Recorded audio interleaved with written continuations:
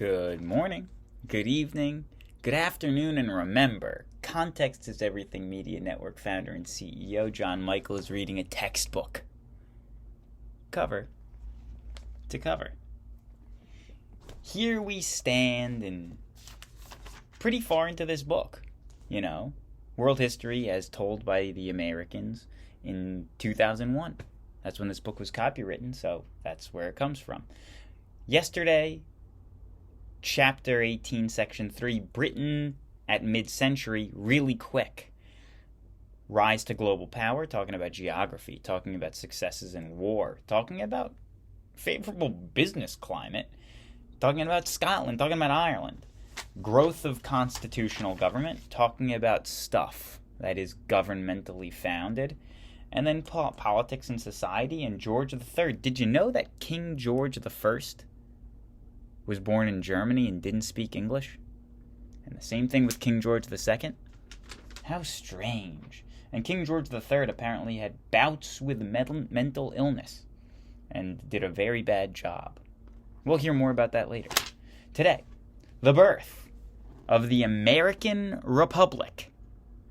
The birth of the American Republic in the honor of the birth of American Republic. I'm wearing the national pastime jersey here. I don't watch baseball anymore, but I do like old baseball jerseys. And I respect players that I watched as a child. Okay, Chapter 18, Section 4, The Birth of American Republic. Setting the scene. This is a big one. Early 1776, English colonists in North America eagerly read the newly published Common Sense. The pamphlet called on them to declare their independence from Britain. Its author, Thomas Paine, a recent immigrant from England, wrote with passion tempered by reason. "In the following pages," he declared, "I offer nothing more than simple facts, plain arguments, and common sense." In Common Sense, Paine echoed the themes of the Enlightenment. He rejected ancient prejudice and tyranny, while appealing to reason, natural laws, and the promise of freedom. He wrote, "'Tis repugnant to reason, to the universal order of things, to all examples from former ages, to suppose that this continent can long remain subject to any external power." I think he had a good point there. Thomas Paine in Common Sense. Colonists hotly debated Paine's arguments as resentment of British policies grew. However, many came to agree with his radical ideas. The 13 English colonies. Heading. By 1750, a string of 13 prosperous colonies stretched along the eastern coast of North America. Please like and subscribe if you're still here. They were part of Britain's growing empire. Colonial cities such as Boston, New York, Philadelphia were busy commercial centers that linked North America to the West Indies, Africa, and Europe. What are the West Indies? What are the West Indies again? I thought the West Indies were what we called the Americas, because they thought it was India, which is east. And so they called it the West. I don't know. Probably should look it up. Colonial comments? I would love an answer to what are the West Indies exactly? Thank you. Colonial shipyards produced many vessels used in the global trade. Britain applied mercantilist policies to its colonies. In the 1600s, Parliament had passed the Navigation Act to regulate colonial trade and manufacturing. For the most part, these acts were not rigorously enforced. Smuggling was common and was not considered a crime by the colonists. Even prominent colonists might gain part of the wealth from smuggled goods. By the mid-1700s, too, the colonies were home to diverse religious and ethnic groups. Social distinction were more blurred than in Europe, although government and society were dominated by wealthy landowners and merchants. In politics, as in much else, there was a good deal of free discussion. Colonists felt entitled to the right to English citizens, the rights of English citizens, and their colonial assemblies exercised much control over local affairs. I'm going to read that sentence again. Colonists felt entitled to the rights of English citizens, and their colonial assemblies exercised much control over local affairs. Although the ways of life between the colonists of New England and those of the South differed, they all shared common values, respect for individual enterprise, and growing self-confidence. Many also had an increasing sense of their own destiny to separate from Britain. Growing discontent. New heading. Growing discontent. After 1763, relations between Britain and the 13 colonies grew. The 7 Years' War and the French and Indian War in North America had drained the British treasury. King George III and his advisors thought that the colonists should help pay for the war and the troops still stationed along the frontier. Dubious proposal. That's called a win-lose situation. Britain began to enforce the long-neglected laws regulating colonial trade. The Parliament passed new laws to increase the taxes paid by the colonies. The British measures were not burdensome.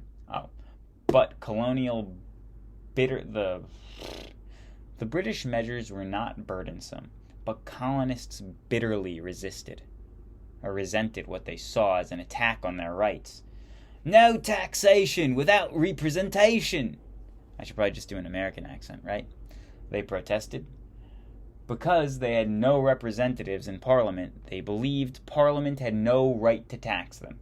Parliament did repeal some of the hated measures, such as tax on all paper, but in general it asserted its right to impose taxes on the colonies. Early clashes. In a series of violent clashes, I found this on the web for a series of violent clashes. Check it out. Please. Sorry, I didn't catch that. That was the voice-activated Mac thing listening to me, and I said the word series, and I thought that I was saying something similar to that would engage the voice-activated assistant on the computer screen while recording, which is a bizarre feature. Okay. A series of violent clashes intensified the crisis.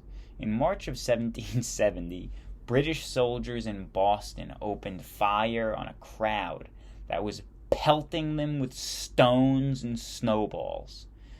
Colonists called the death of 5 protesters the Boston Massacre. In December 1773, a handful of colonists hurled cargo of recently received British tea into the harbor to protest tax on tea. The incident became known as the Boston Tea Party, because the harbor in question was the Boston Harbor. That's right.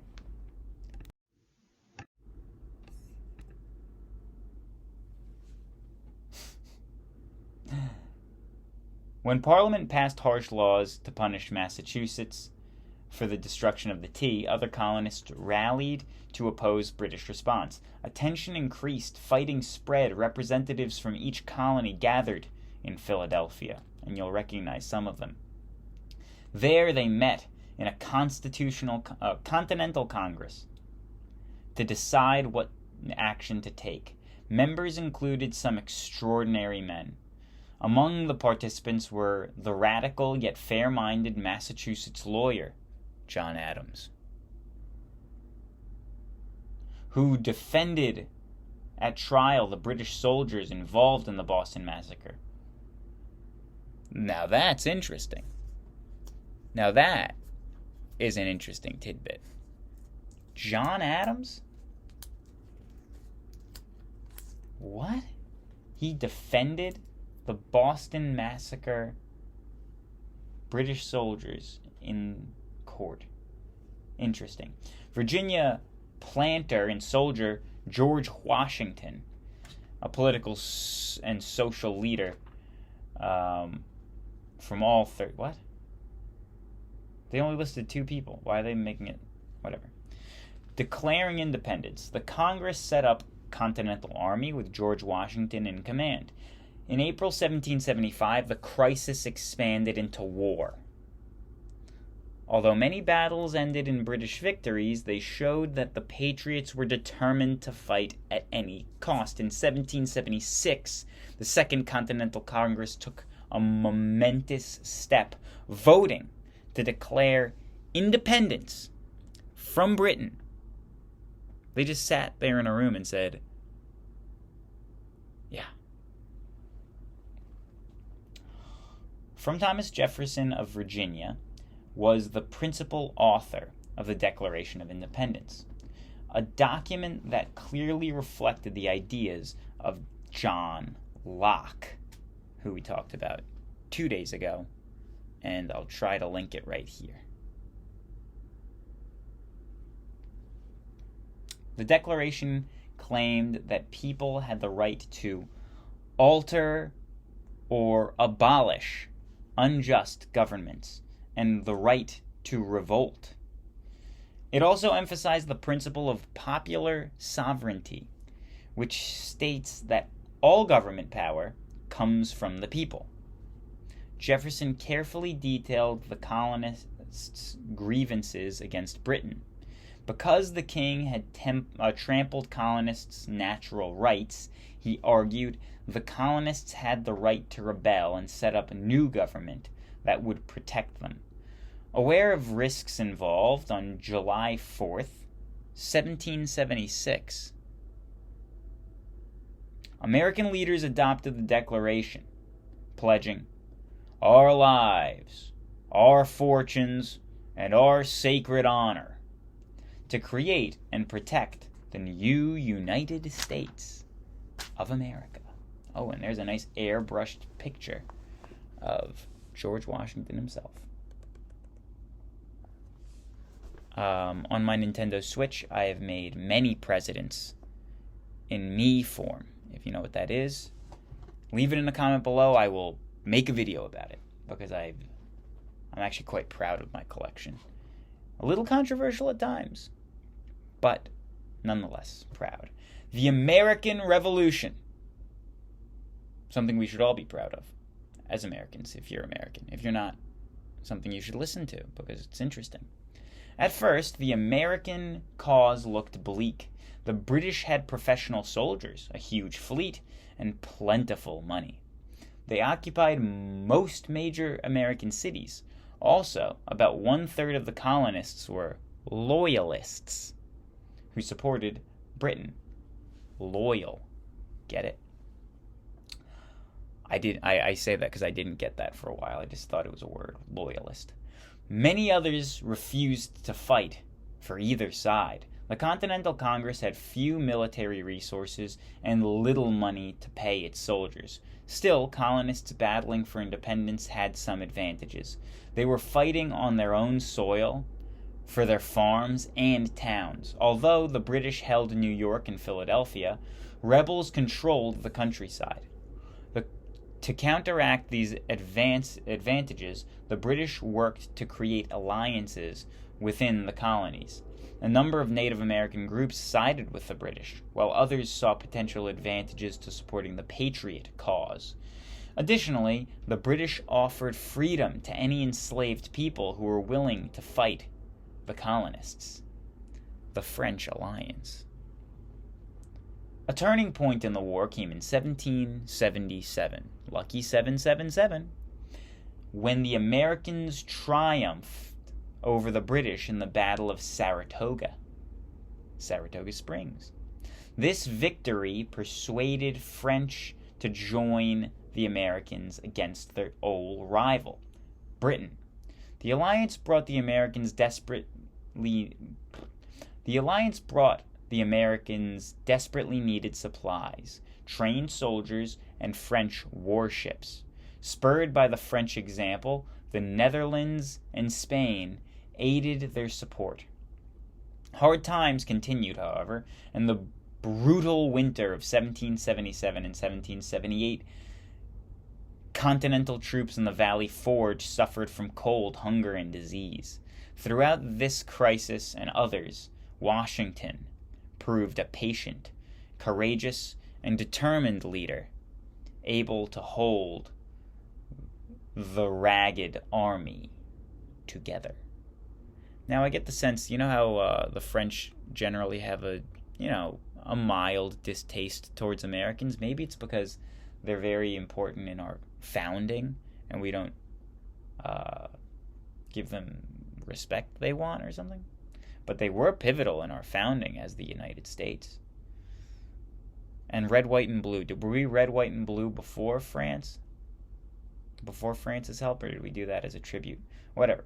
Treaty of Paris. Finally, in 1781, with the help of the French fleet, which blockaded Chesapeake Bay, Washington forced the surrender of a British army at Yorktown, Virginia. With that defeat, the British war effort crumbled.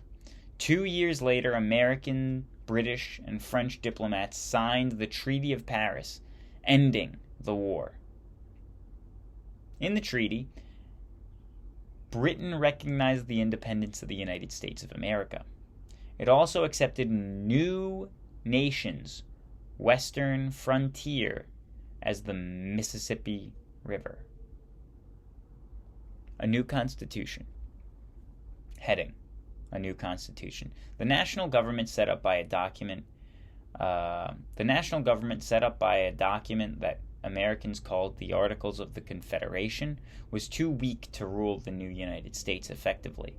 To address this problem, the nation's leaders gathered once more in Philadelphia. During the hot summer in 1787, they met in secret to hammer out the Constitution of the United States. This framework for a strong yet flexible government has adapted to changing conditions for more than 200 years. The impact of Enlightenment ideas. The framers of the Constitution had absorbed ideas like Locke, Montesquieu, and Rousseau, and had studied history. They saw government in terms of social contract, into which we, the people of the United States, entered. They provided not only for an elective legislature, but also for an elected president rather than a hereditary monarch. For the first president, voters would choose George Washington, who had led the army during the war. The Constitution created a federal republic with power divided between the federal or national government and the states. A central feature of the new federal government was the separation of powers among legislative, executive, and judicial branches, an idea borrowed directly from Montesquieu. With that structure, each branch of government was provided with checks and balances on the other branches. The Bill of Rights, the first 10 amendments of the Constitution, recognized the idea that people had basic rights that the government must protect. These rights included freedom of religion, speech, and the press, as well as the rights to trial by jury and to private property. Limited freedom. In 1789, the Constitution became a supreme law of the land. It set up a representative government with an elected legislature to reflect the wishes of the governed. Yet most Americans at the time did not have the right to vote. Only white men who were able to meet certain property requirements could vote. Women could not cast a ballot, nor could African Americans, enslaved or free, or Native Americans. It would take more than a century for struggle between than a century of struggle before the right to vote and equal protection under the law would extend to all adult Americans. And finally, thank you for listening. If you're enjoying my reading, thank you. Please like and subscribe. Looking ahead, despite these limitations, the Constitution of the United States created the most progressive government of its day. From the start, the new republic shone as a symbol of freedom to European countries and to reformers in Latin America. Its constitution would be copied or adapted by many lands throughout the world. The Enlightenment ideals that had inspired American colonists brought changes in Europe too. In 1789, a revolution in France toppled the monarchy in the name of liberty and equality. Before long, the Europeans took up the cry for freedom. By the middle of the 1800s, most absolute monarchs across Europe would see their power greatly reduced.